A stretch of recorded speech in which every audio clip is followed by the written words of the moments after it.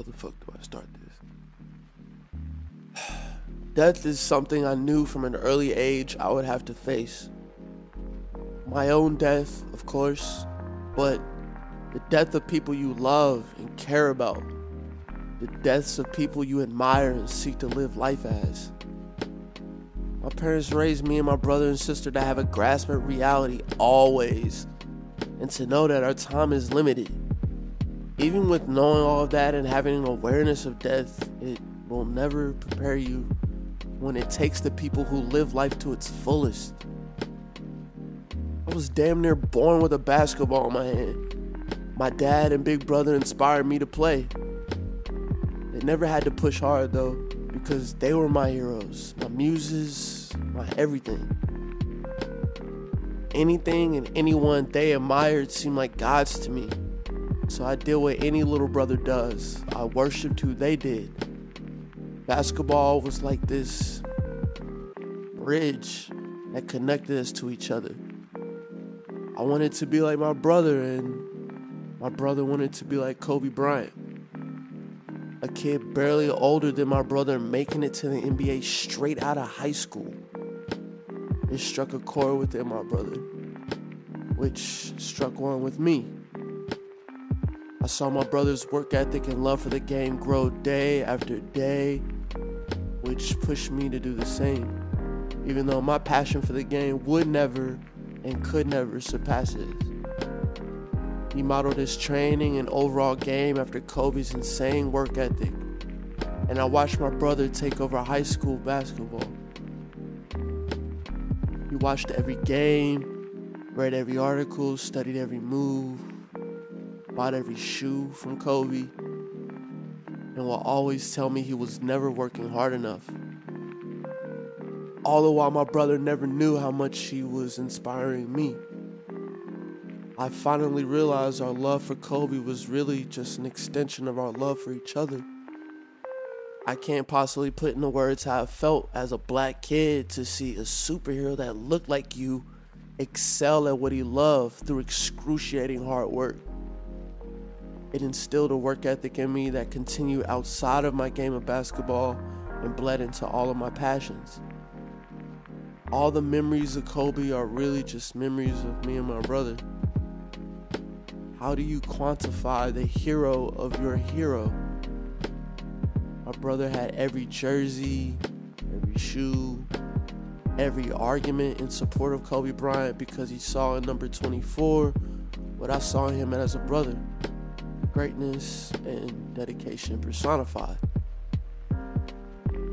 Sunday, January 26, 2020 will be a day I'll remember for as long as my brain will let me.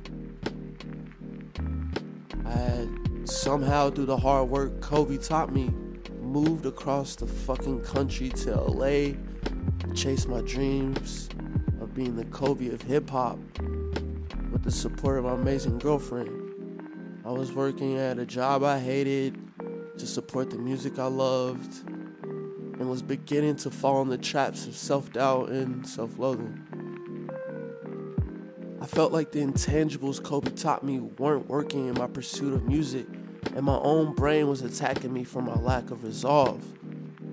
Before I fell deeper into that never-ending black hole, I got a call.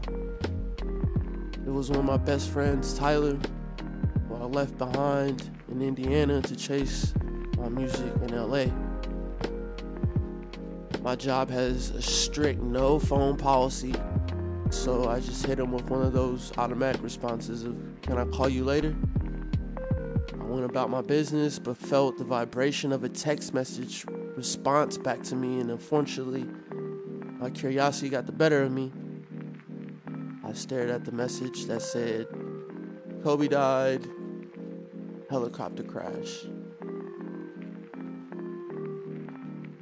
I entered the classic phase of denial that death has a habit of spawning, and I kept working. But minutes later, I had to know if this was just some bullshit rumor the internet has been known to spew out, or was this really real. It was reported by TMZ? How credible could this shit be if they were the first ones to report it? I kept refreshing the Twitter news feed over and over until finally CBS officially confirmed the news.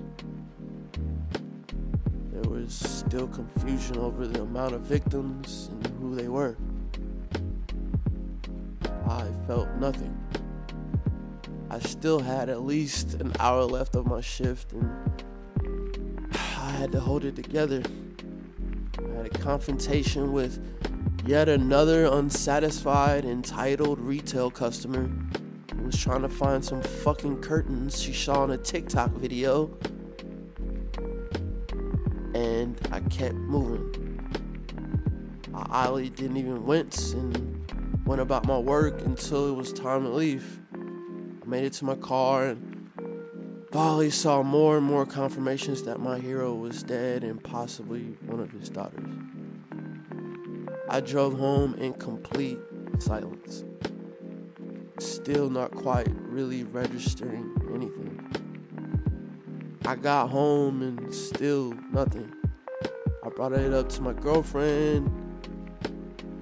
We exchanged on how crazy the news was, and I still felt nothing.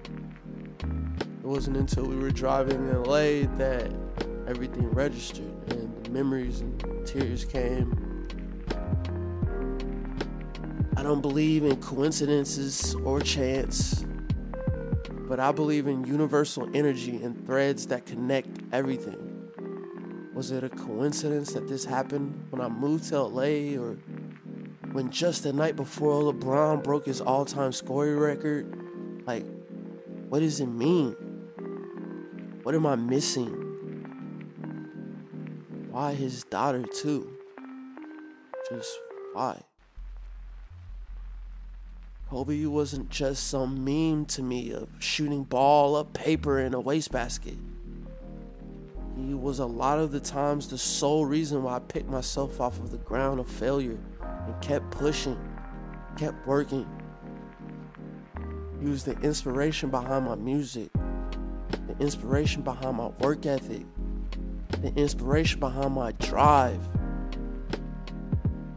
And oddly enough, he's helped me create the self-motivation I'll need now with him being gone.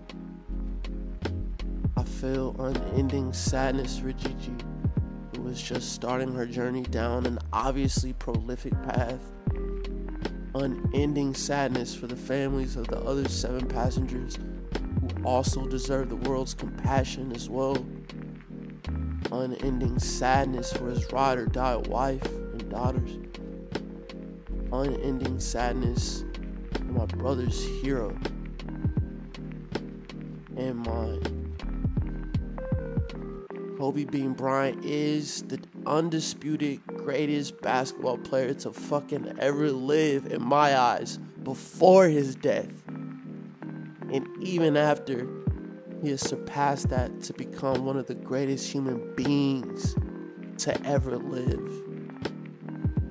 May you and Gigi rest in power. Chris, I love you. Lock up out.